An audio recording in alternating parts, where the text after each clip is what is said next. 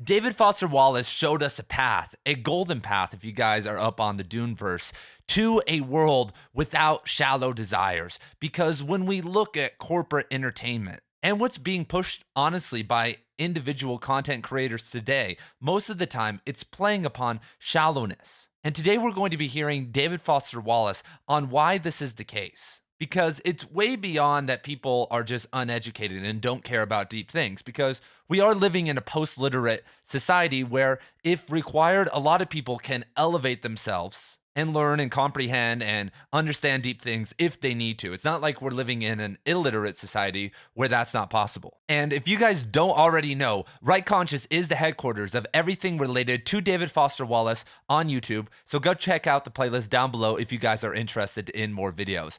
And without any further ado, let us hear Wallace talk about our shallow desires. I'm now hoping for less interesting rather than more interesting.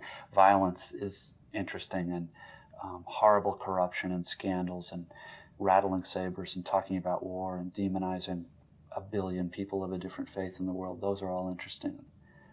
Sitting in a chair and really thinking about what this means and why the fact that what I drive might have something to do with how people in other parts of the world feel about me isn't interesting to anybody else. That was very close to the truth, but I don't think it's going to make much sense. And plus, yeah, it's a little. I mean, I'm a writer. I'm not a politician or a political thinker or whatever. Just a scared little American living in California. It's weird to be saying this on television. But see, there's something about the. There's nothing wrong. It's not that there's anything wrong with being interested in stuff that's interesting and attractive. What it seems to me like here is that television and corporate entertainment, in order to make, because it's so expensive, in order to make money, it has to appeal to a very wide audience, which means it has to find things that a lot of people have in common. And I don't know about you, but here, I think what most of us have in common here are our very most base, uninteresting, selfish, stupid interests. Physical attractiveness, sex, a certain kind of easy humor, vivid spectacle. I mean, that stuff that I will immediately look at, and so will you, and so will you, and so, right? So it's in our very most base and kind of childish interests that we are a mass. And I think a lot of you guys out there understand what Wallace is saying here, because either you were raised in the 90s and early 2000s, or you were already a conscious adult during that time when MTV was polluting the airwaves and reality TV was playing upon people's base consciousness desires. But we need to update a lot of our mindset away from television and toward the new digital media spaces, because this recent Super Bowl got 124 million views, which was the most watched program of all time. But when you contrast that to YouTube, which gets 5 billion views a day, that's absolutely nothing. And only 66% of the world, I think 5.85 billion people in the world right now, are on the internet. So there are going to be another 1.5 billion people, at least in the next decade or so, that are going to be moving on to the internet, and billions of those people probably don't have deep access to streaming platforms and the internet strength yet to really be using the internet at a deep level. And so when we start to examine what type of content is going to blow up, it's just a mimicry of what television was doing. It's political content, violent content, reality TV content. It's literally called YouTube. It's your own television. You can pick your own programming. And the deeper you go on YouTube, then the less interest that you're going to garner, because people don't have the emotionality or the control to be able to deal with polarizing figures as well as they should, because they've been programmed because of the dialect of politics to think, if I disagree with this person, they must be bad. And also because we've been engaging in these online wars on Instagram, on Reddit, with your family at the dinner table, something that wasn't necessarily a normal thing 20 years ago, endlessly. I've been on forums arguing with people since I was 13 years old, if not earlier. And not just arguing, like flaming and trolling and saying and doing the worst things possible online. And a good example of this is that if you look at the David Foster Wallace subreddit, which is actually a pretty decent subreddit, they don't censor my information over there like they do on the Cormac McCarthy subreddit. They have 15K members and they've been a subreddit for close to a decade, which means a lot of those members are pretty inactive. But if you look at other big YouTuber subreddits, for instance, Wendigoon, he has 85,000 members, which is like 6 times the amount of David Foster Wallace, or 3 or 4 times the amount of a guy like Cormac McCarthy. And Cormac and David Foster Wallace actually have some of the bigger subreddits than a lot of other authors. A lot of people like Don DeLillo, he has like 2,000 members. And what you're starting to see is the rise of these pseudo-intellectual creators who are now, alongside with video essayists, taking the place of the History Channel and all these other things. And of course, we have all the toxic, mindless, political, violent content on YouTube. But a guy like Wendigoon is a Christian. 80% of the country of the United States, affiliates with a major religion. Only 20% are agnostic or atheist. Only 1 out of the 8 billion people in the world, around 14%, don't identify with a major world religion. And if you're on one of those boats, then that's fine, but it's much easier to identify, even if you're a Muslim, with a Christian than a person who is an agnostic or an atheist. Okay, so we have that box checked. He aligns himself with moderate to right-wing political views and talks about things like Waco and Ruby Ridge and kind of these big grandstanding pillars of kind of the more libertarian Texas mindset. Oh wait, did I mention that he's holding down the South and that whole mindset and group of people that make up, 38% of the United States. The second closest being 23% in the West. And then he never really rocks the boat with anything too controversial and always kind of walks things back and never stands on certain ideas. And that's cool. I already made a video about Wendigoon, but he's a good example to see how he has the power to be able to pull 4 million subscribers. Obviously, he has a good personality. He makes good videos. He's funny. But there are people out there who also do that, but aren't playing up all those different things. So to be successful on YouTube, you need to check the boxes to be able to work in mass. When you look at all of them, maybe not everyone, but I would even throw everyone in there. When you look at really controversial figures like a Kanye or Alex Jones, they are religious. An exception, maybe be like a guy like Joe Rogan. But Joe Rogan encompasses the mindset and mentality, not the mentality, I shouldn't say that, but he appeals to men, which are 50% of the population. Same with Andrew Tate. Maybe they don't need to be religious and they could say these controversial things, but I know a lot of religious people who they see Joe and they kind of resonate with him as kind of like the trippy friend. They're like, yeah, he's like kind of like you, Ian, like he just says these crazy things and has these theories and he's not religious and he's into psychedelics and all these different things. And everyone has that eccentric friend that kind of breaks them out of the box, but Joe Rogan isn't, he's a safe pseudo shadow way to break out of your box. His idea of breaking out of the box is ice baths and the carnivore diet and hunting and these types of things. But those are just kind of baseline physical transformations that give you more energy. But the deeper spiritual transformations require a total reworking of consciousness. Not saying that he hasn't done some of that, because obviously he has. But especially over the last 7 or 8 years, since he's gotten a little bit bigger and been on Spotify and been canceled, he doesn't rock the boat as much as he used to. He used to talk a lot more crap about religion, about certain things, polarize people, have crazy guests on, say crazy things to serious people, but like be making sex jokes or be doing an advertisement for fleshlights at the start of this video with a world-renowned scientist or something. And now it's been corporatized. Now everything runs very smooth and it feels more like TV. And so we have to reach into kind of these deeper niche areas of the internet to find these type of creators that are, going deeper. And you may be living in an echo chamber. I'm sure that a lot of the people you watch, maybe you watch Mr. Beast videos or entertaining stuff. We all need some, check out unconscious content in our lives. But most likely, most of the stuff you're watching is somewhat conscious or somewhat growth oriented. And you're probably living in a vacuum in the sense that you don't understand how much crap is out there on YouTube. For instance, everything related to gaming. Hey, I love playing a good video game, but the largest growing segment of YouTube, and will continue for the next 10 or 20 years, according to reports, is the gaming section of YouTube. You can only go so deep with YouTube. If you want to do commentary on video games and like talk about some of the deeper things, that's something else. I understand that there's philosophical, psychological, artistic elements of video games, and there are channels explaining that, and all power to them. But I'm talking about gameplay channels. That is pure entertainment, sometimes at its highest form if there's good storytelling and ideas, or at its lowest form. And kind of circling back now to science, when we look at dopamine, first of all, playing video games whacks out your dopamine levels automatically, which once again isn't the end of the world. But if you consistently do it and then set new standards and like become obsessive and play too much, it does become a problem, especially if you're adding other things like bad food on, and maybe if your job is stressful and you're trying to hit these barriers, and if you watch porn or on this, acquisition for women. So your dopamine's getting all types of wacky. You're eating red dye 40. You're probably not working in, these elements of relaxation. And then with all these different things going on, people try and watch deep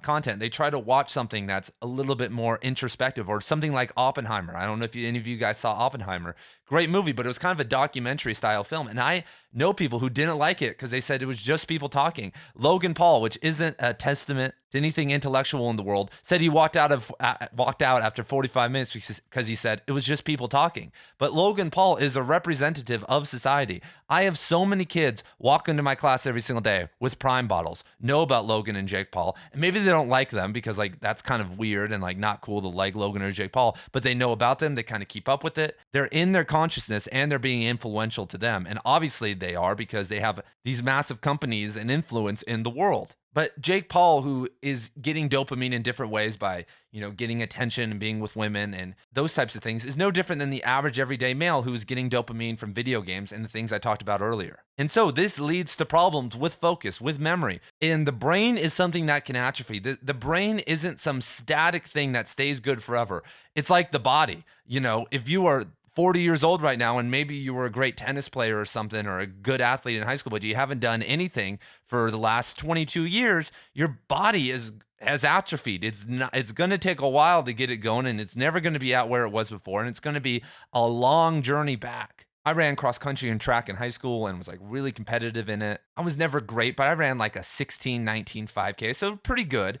And the other day I was doing a light trail run out on a trail in Tucson. And this is so weird, but it was like 7 a.m., middle of nowhere, and I'm running, and suddenly I catch up to a group of guys. There's a Jewish guy. I can call him Jewish because he has a yarmulke on. There's a Jewish guy with a yarmulke on and like a weird walking stick that's way too big. And then a dude in a full Robin Hood suit. And then a guy in like jeans and a shirt. And they're running. Well, they're trail running and they're going a little bit slower than me. So I catch up to them. I'm kind of running with them for a second. And they're like, and so I follow them and we're going up these switchbacks. So it's like pretty hard. And I don't really want to pass. I don't really care. It's whatever. So then we get to this kind of top section where I'm going to stop. And so I stop and they're like, hey, what are you doing? Come with us. We're going up to the next section. It's like another mile or so. And I was like, all right, whatever. Like, this is kind of fun. And usually I run alone. So I'm like, okay. So I start going up the mountain with them. And then we get to the top and they say again, you know what? Let's go up another one. So we go up another one. And now we're pushing beyond what I normally do. I only do cardio like as a maintenance thing. I like to focus more on calisthenics and flexibility. So we've already kind of pushed past my normal limit. No big deal yet. But then at the top, they say,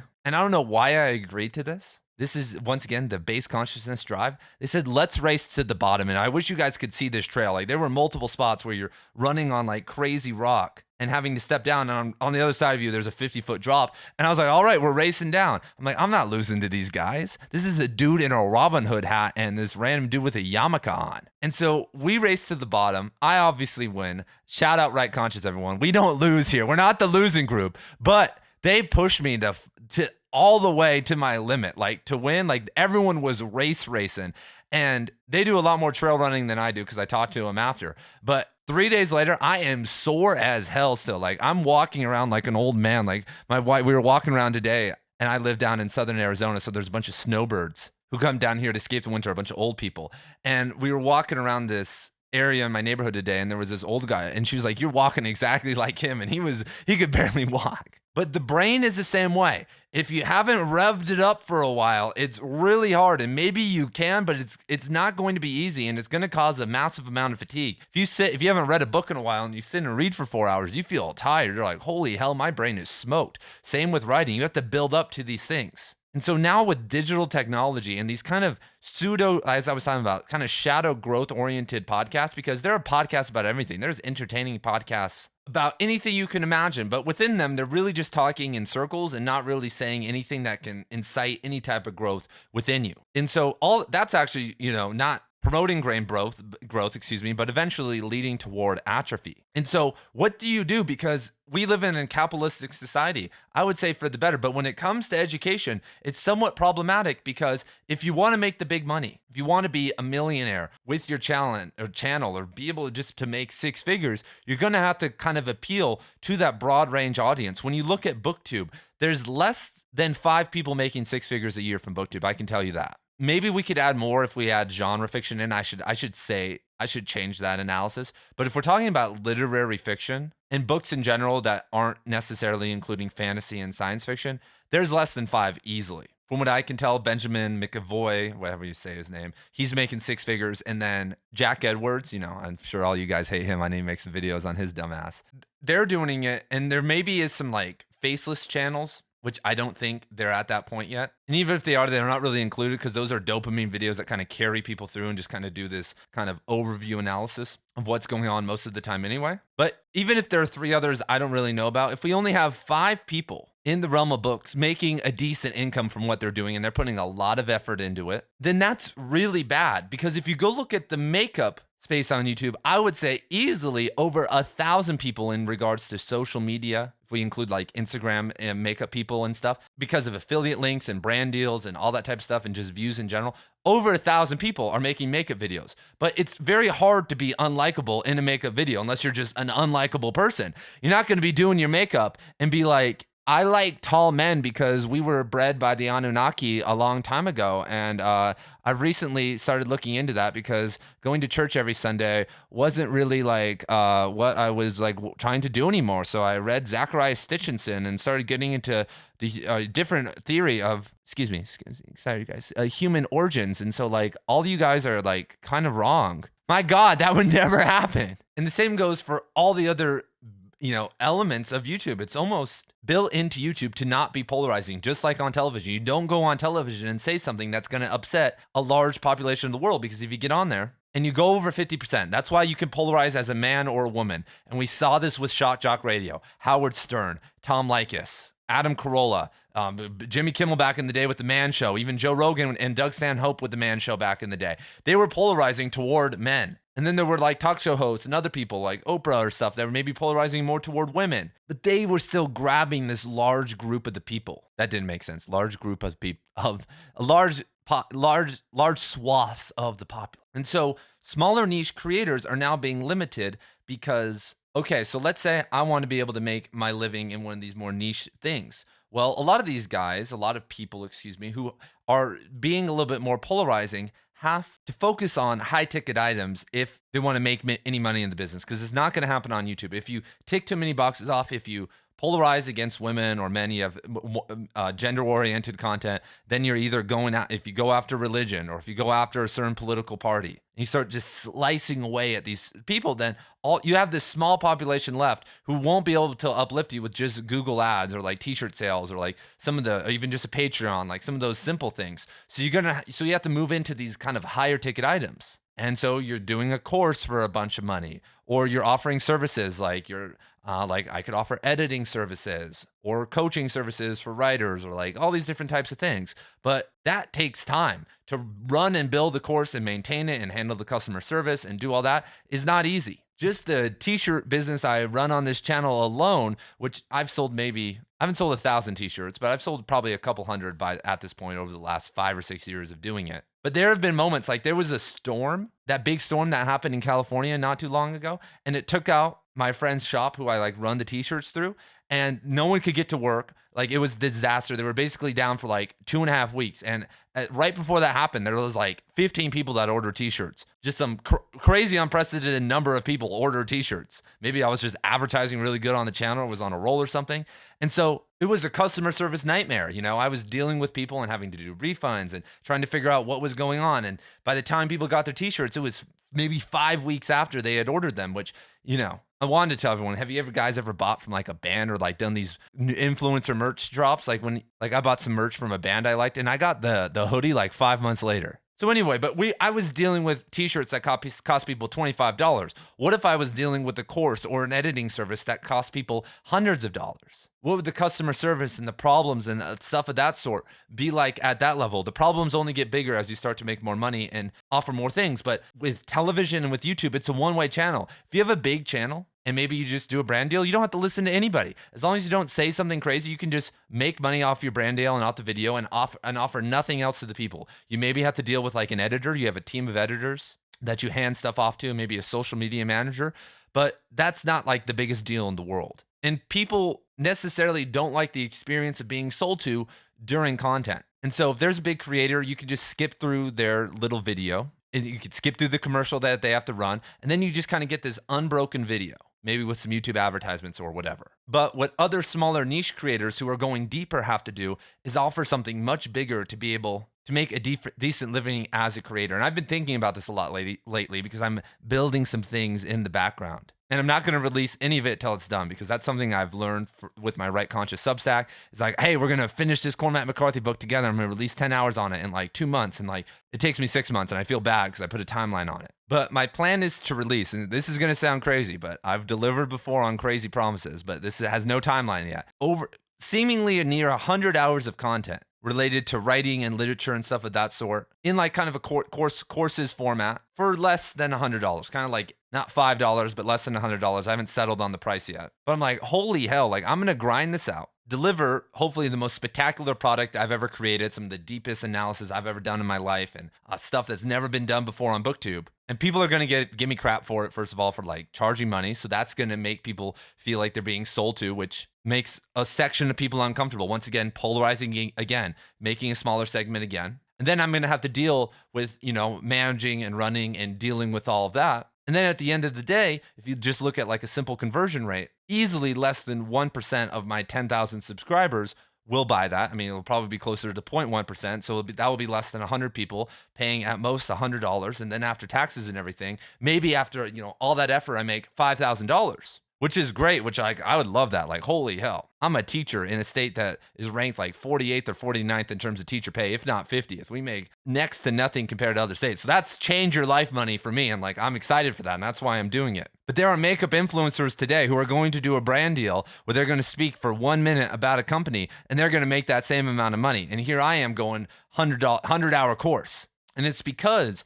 the content that I'm doing and what other people I love are doing incite hopefully real transformation. Because when you start a business, this is what you're told, especially online businesses. You need to focus on one of these three things: health, wealth, or relationships, helping people get better relationships, be healthier, or make more money. And so I'm looking at my bookshelf like, how do I teach people to make more money through Dune? The principles of how to run an empire as told by Leto II. Which, that might be some fire, honestly. Maybe I'm just like too close-minded, but you guys kind of get what I'm saying.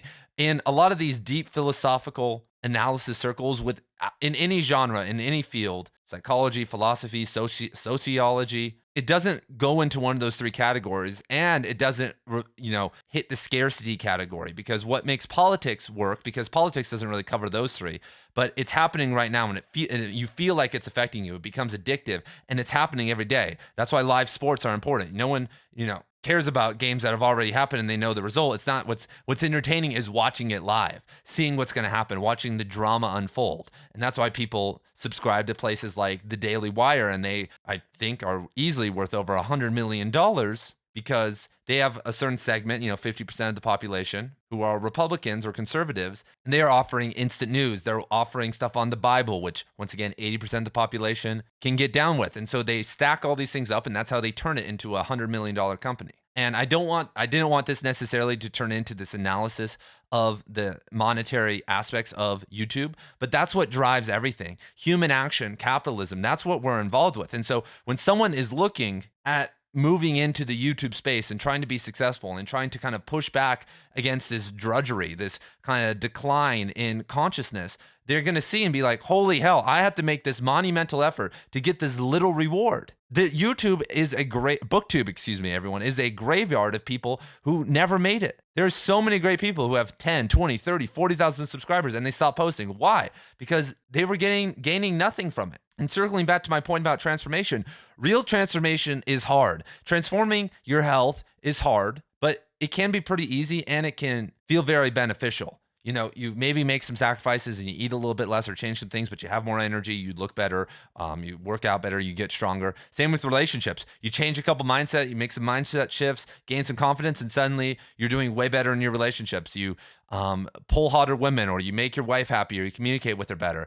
And same with making more money. Like, oh my God, I make more money. I study a little bit, apply some of these strategies, and I make more money. It's not necessarily, it doesn't feel bad, but as I'm sure a lot of you guys know, even my religious people out there, to become deeply spiritual, to make actual transformations in your life and transcend a lot of the deep things holding us down, what do you have to do? You have to go through this pain, bro. It is a process that takes years. It feels like you are walking alone up this crazy mountain and trying to advocate that to a world that has wholeheartedly rejected it, because all the major world religions, we can add everyone back in, are kind of playbooks and game plans to living a somewhat more of an enlightened life. Even the Bible, it talks about natural law and a good way to structure society, and it has a lot of good stuff in there, allegorical or even practical stuff that we can learn from it. But it's not easy, and a lot of the characters and what they're going through is not easy. And the same goes with every other religion. But why are there so many fake ass Christians out there? Why are most religious people, acting religious, but not actually adhering to it? Because it's not easy, everybody. It's maybe easy, and it can be easy to follow the rules. Like if you're a Mormon, like, okay, I don't drink my coffee, I don't do these things. But to walk the walk and feel that spiritual transformation and become a clear channel for God, not just the voice in your head, that can be seen as an impossible task for most people living in this digital era. It's getting harder and harder to move into that. And so real channels are calling for that transformation. These books are not empty, everyone. That's the point of my channel. These can actually create that change. They can incite it. That's what we're learning through these characters. How to make practical change in our life. This isn't something we're supposed to passively consume. And I think that's probably the future of BookTube and a lot of these deep analysis places, because so many people are disenfranchised because of the shallow nature of society that they want to return. I know there's a big flocking back to Christianity right now. It's massive. It resembles what happened after the 60s movement. In the early 70s, the revivalist movement of Christianity took off. Jim Jones got a lot of his people into his cult from the dropout hippies, because taking drugs looks fun when you're at the top, but at the bottom, when you are taking drugs, you're sleeping with people, getting a lot of women were exploited by men in these abusive situations because the guy puts a flower in his hair and wears some tie-dye, takes some acid, and you're like, this guy must be cool. He's just like me. And then you get in with them and you become neurologically connected to him because you're having sex with them and in love with them. And then suddenly you realize this guy's a really terrible and abusive person. And now he's, and I'm far away from home because I ran away because of this whole movement. And so there were so many disenfranchised people out of that movement, just like right now. Right now, we're going through the same thing. If you actually look at the styles and the trends, if you look at 2015, 2016, 2017, a lot of people were wearing tie-dyes again. Weed, because it became legal in a lot of states around the country, became a big thing. There's kind of this whole psychedelic revival, and people doing shrooms again, and like Burning Man, and all these different factors led to this big psychedelic revival. But people didn't actually do that inward transformation. They were floating on kind of this high of ecstasy, but inwardly did no transformation. So they couldn't sustain that except through more drug use, which didn't help them think clear and got them in deeper and deeper shit.